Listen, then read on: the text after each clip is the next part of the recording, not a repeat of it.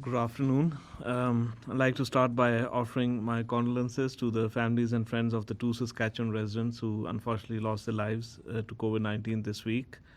And this is again a reminder that we are taking all these additional precautions for those who are most at risk of severe illness. And this is especially important as we now prepare for back to school.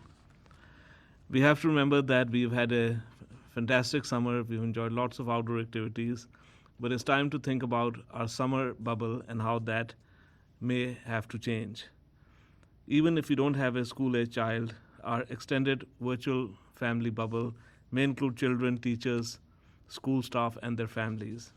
So now is the time to examine our contacts and consider the new bubbles that are about to be created by classrooms and fall activities. We need to consider reducing our summer bubble. We need to reset our virtual household based on people at higher risk of transmission, and in the event that we are required to provide a list of our activities and close contacts as part of a public health investigation. Again, we should be able to count our close contacts on the fingers of our hand. We know that these methods have worked well for us in Saskatchewan, and they have kept our active case numbers for the most part extremely low. As of August 22nd, Saskatchewan's effective reproductive number is 0.7. So this means that we are no longer in a situation where there's a risk of ongoing transmission where one person can infect more than one person. And this is due to all of our efforts at, doing all the things we've been doing well throughout the summer. Currently, we have the lowest active case rate in Western Canada at 5 active cases per 100,000 population.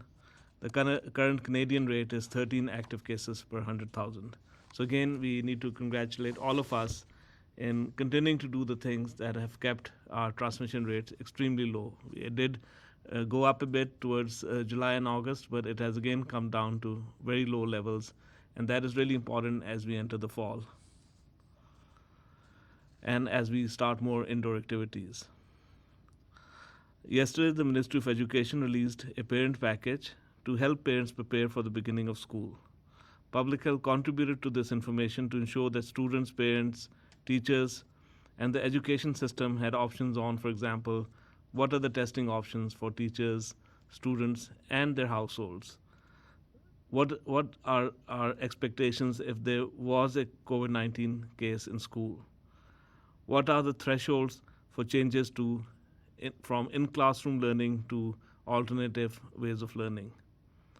What are the communications that parents and staff can expect if there's a case or an outbreak in a school setting? Teachers and school staff have priority access to testing before and during the school year. And please consider the time it takes to make an appointment, get the test, and get the results. And remember that you can get tested any time during the school year, and you do not require to have a test before starting school.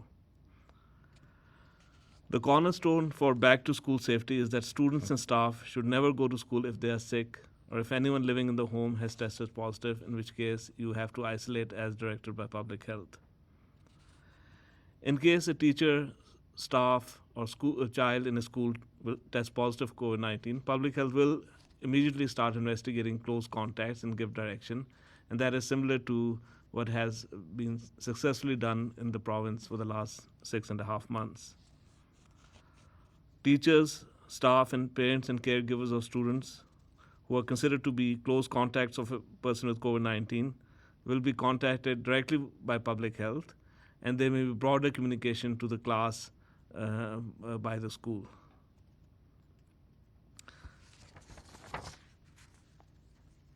If 2 individuals within a school test positive, public health will declare an outbreak. That's similar to any other setting. But the declaration of an outbreak does not automatically mean that students in school move to an alternate level or the school is closed. All it means is that parents of the school will receive notification.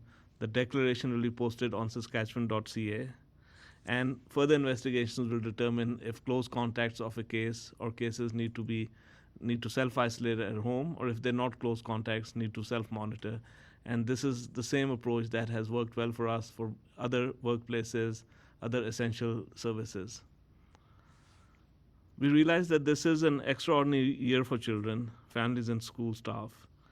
And but we have learned already that as we have reopened many other parts of our society, following specific guidelines for specific settings have worked well to keep our case numbers low and to manage the occasional case or cluster as required. And these guidelines will continue to evolve based on not just what we learn from school reopening, but also from our community transmission levels. If they were to change, obviously our guidelines will need to evolve to accommodate that. One thing we have to remember is that all parents need to obviously make a decision about what's best for their child. And I understand many school divisions have asked parents about their choices for opting for in-school learning, which is the preferred method of learning, or to opt to go for remote learning. But even for children who are opting for in-school learning, and the vast majority of parents are and should be opting for that, there will be occasional disruptions where your child is unwell and shouldn't go to school.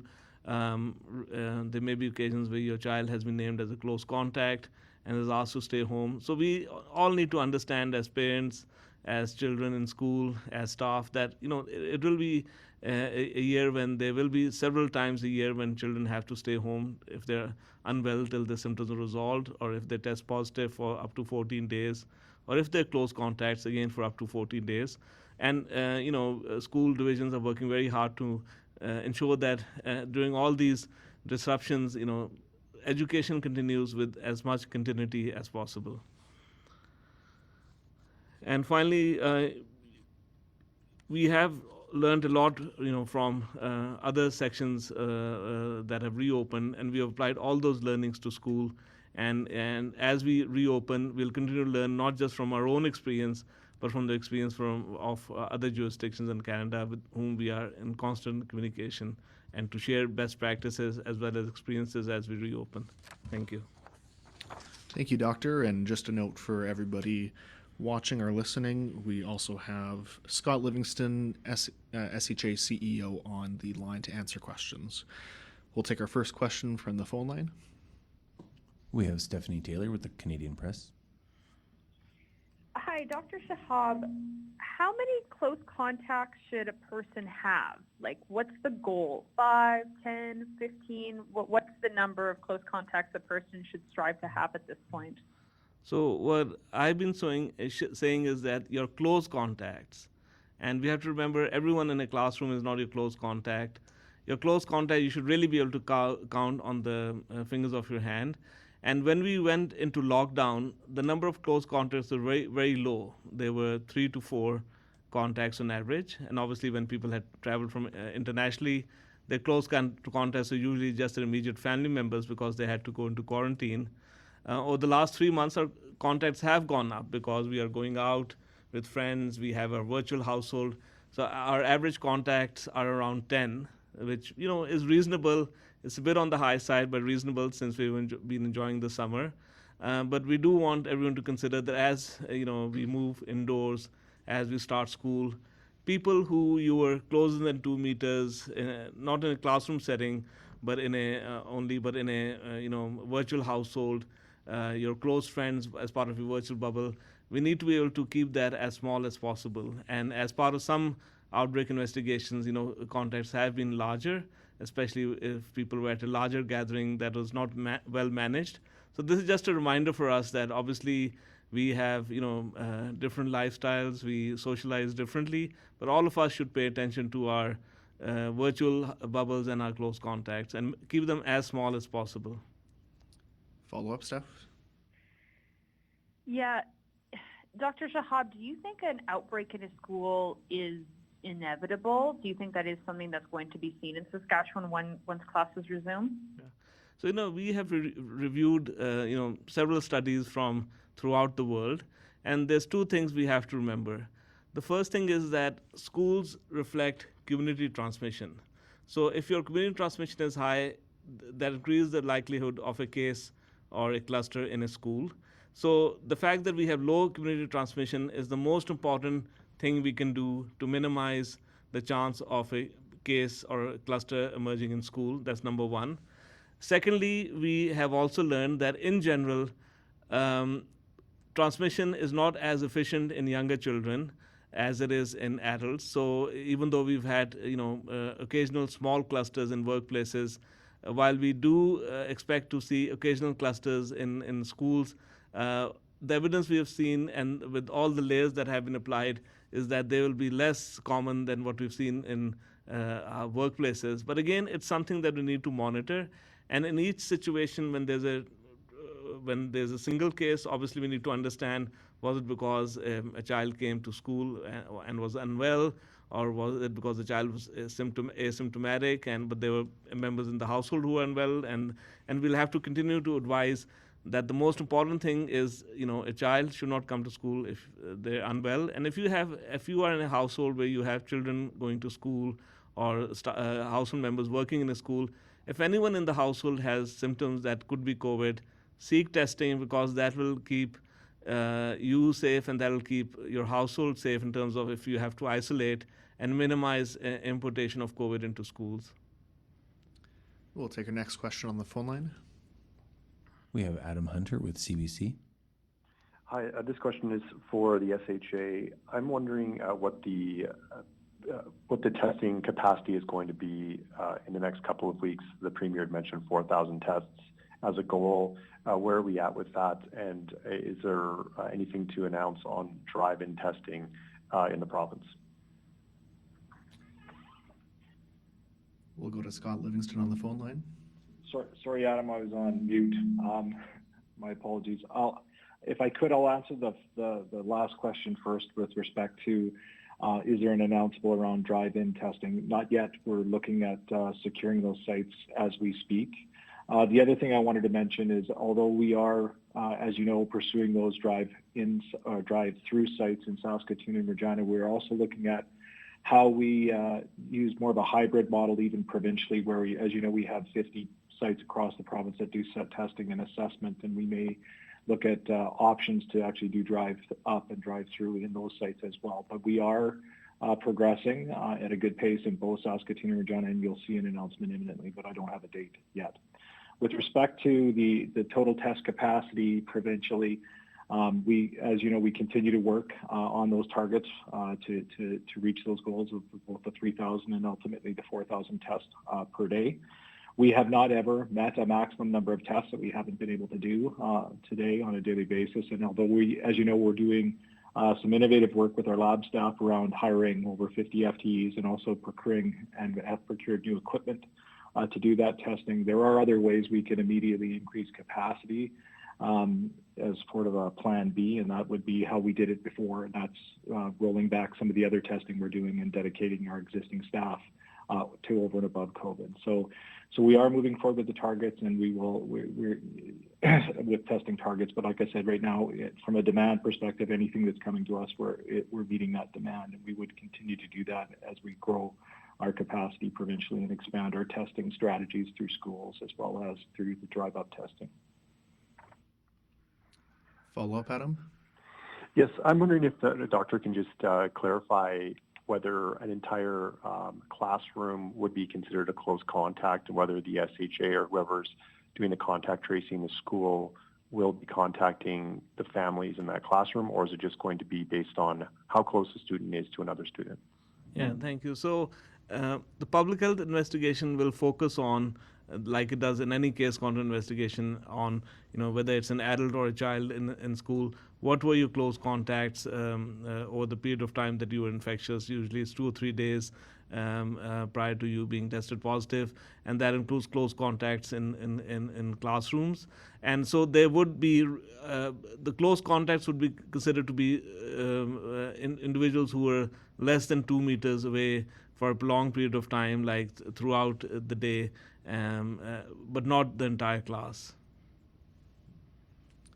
We'll take our next question on the phone line. We have Zach Becerra with the Star Phoenix. Hi there, Dr. Shahab, and good afternoon. You mentioned at the very beginning that people should start to be rethinking their virtual bubbles, bracing for winter, and planning on making some changes in their lives. I know for many people that early lockdown period in March and April was very difficult, and the isolation put a lot of strain on them, especially for people who live alone. I'm wondering what advice you have for people who are now maybe wondering how they balance connectivity and their mental health with their safety as we still look to prevent the spread of COVID-19. Yeah, I think that's a really excellent point, and I think we all realize that the initial period of lockdown was very challenging, and then I think all of us expanded our virtual household or virtual bubble in a safe manner, and we enjoyed the summer with friends and family, and for the most part, we have not seen the increases that we didn't want to see, and I think what that shows is that people are being very diligent in terms of staying home, even from a much-awaited gathering if they're unwell. And when they go to a gathering to meet with friends and family, for the most part, maintaining those precautions around hand hygiene, physical distancing. But of course, you can have, currently up to 15 friends and family where you can choose to be closer than 2 meters. And the same would apply in the fall. I think do maintain those close contacts, do have those special friends and family with whom you can be closer than 2 meters, but everyone should feel comfortable. If you have individuals within your bubble who may be at higher risk, and especially if local transmission increases, you can choose to just be a little careful with people who may be at higher risk, but otherwise, certainly, I would encourage individuals to have a few close friends and family with whom they meet consistently, where they can choose to be closer than that 2 meter. But I think this is an opportunity for us to, reset that, activities we were doing with friends and family over the summer. Now that school starts, our bubble may change a bit, and just to reset, who we are closer with in terms of our virtual bubble, and with whom we can still continue to connect, but keep that 2 meter separation, in terms of meeting friends and family in a slightly different way. Follow up, Zach? Yes, on an unrelated topic, I'm afraid. Dr. Shahab and Scott, this Monday, as you both may know, is International Overdose Awareness Day. The latest data from the Coroner Service in Saskatchewan shows a record number of suspected overdose deaths in Saskatchewan just in the first 7 months of the year up to August 6th. I'm wondering if, in light of this, if we can expect anything new from the SHA or from public health on overdose prevention, and if not, why that's not coming when we've seen record health spending in other areas at this time.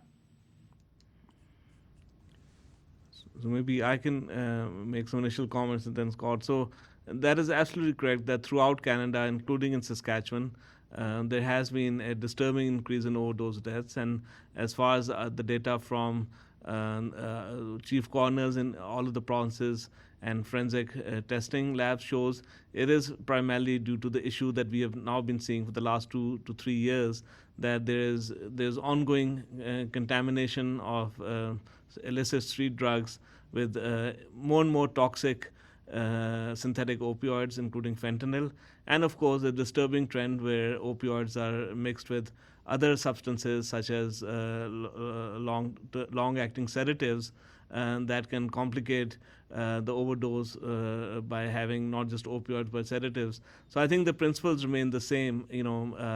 The encouragement to be very cautious when using substances, having a take-home naloxone kit available, never using when alone, and that's been a challenge during COVID because initially individuals were not getting together because of COVID, but certainly with the option of having a virtual bubble, I think it is important not to use alone, to have take-home naloxone. But the issues continue in terms of more and more potent and lethal mixtures that are available on the streets, and certainly access to opioid agonist therapies and alternate pathways for recovery are also important. And with that, I'll maybe ask Scott if he wants to add to that.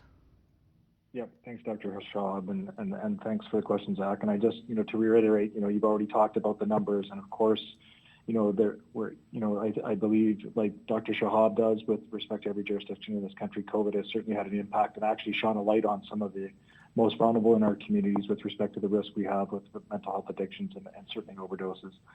And I think that the duality of that is also as much as we tried to minimize the impact on services that were being offered, as well as the investments government made this year in mental health and addictions, as we wound down the system, and now that we're winding it up, we're trying to ensure that we're focusing on reinstituting programs that might have been slowed down, but also moving forward with budget initiatives like the crystal meth treatment beds in the south as quickly as possible to try to get closer to providing a higher level of care for these individuals. And as just as a reminder, for the 3 years the Saskatchewan Health Authority has been in existence, there has been a commitment to mental health and addictions from this government. We've had targeted funding each and every year, whether it's the rapid access addiction medicine program, some of the PACT and CRT teams, and we know that there's always more to do, and we continue to use the money that we receive through government to expand our services, and we will continue, as I said, to do that throughout the pandemic, but also as we go in even to budget discussions for next year, this is always going to be a high priority. It's not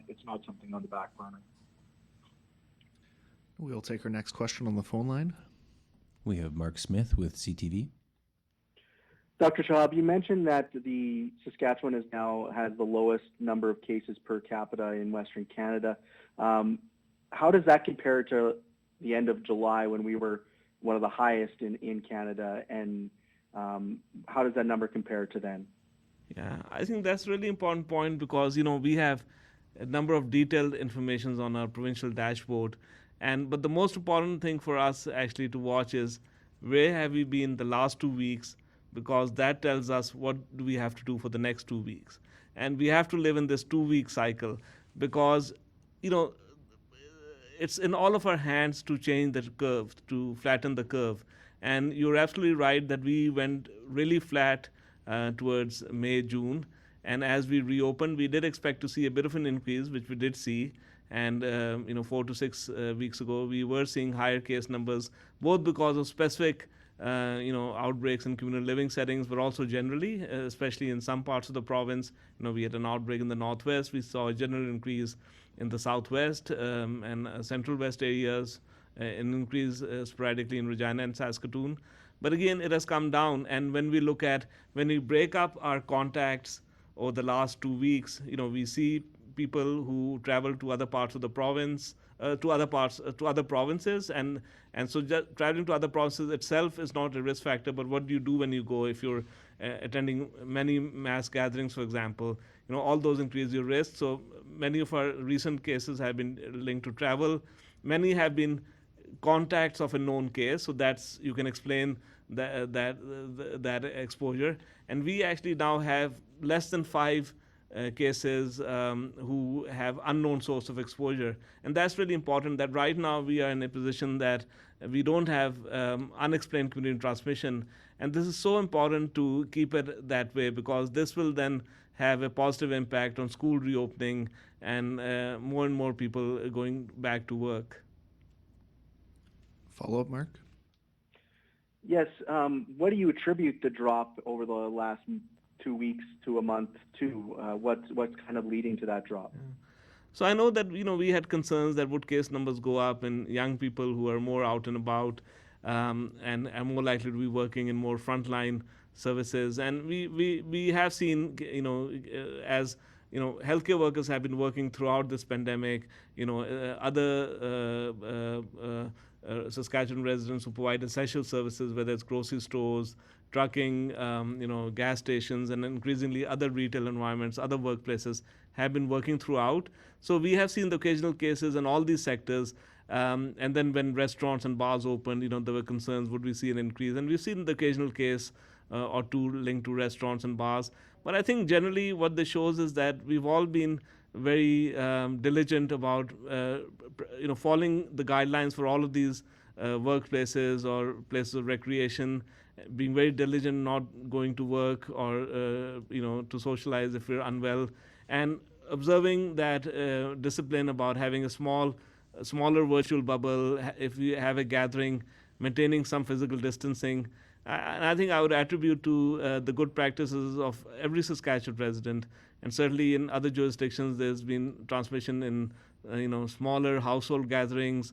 And again, I think there have been transmissions in places of worship. But again, we've had occasional cases linked to those settings. But for the most part, it speaks to how all of us have been very diligent. And as we move indoors in the fall, more activity happens indoors. I think it's even more important to continue to enjoy the things we enjoy, but do it in a way that we're following the guidelines and keeping ourselves and others safe. We'll take our next question on the phone line. We have Connor O'Donovan with Global. Hey, just back to schools for a second. I'm wondering if you can just clarify, I guess, exactly what and how severe symptoms should be displayed, before a test is required, and at what point, I guess, is a test, required or recommended in that school setting. I'm sorry, what is the first part of the question?